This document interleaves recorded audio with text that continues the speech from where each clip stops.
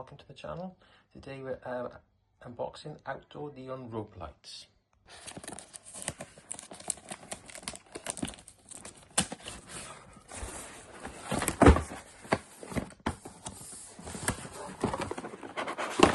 So we have some start guides, user manual, the lights themselves within here.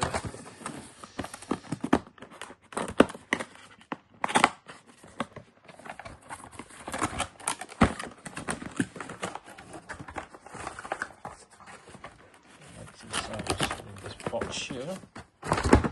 Lights comes with a controller and cable to plug into the charger. So you can see it's all wrapped up nice. In this box we have the alcohol wipes, various screws and fittings. Got a lot of these. We've got these type of screws, these holders which can go into grass. So there's quite a few different connectors in here.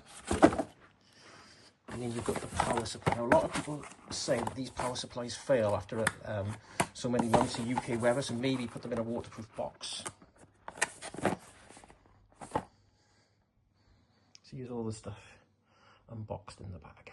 Out of the box. Guys, this is how it looks when you turn them on.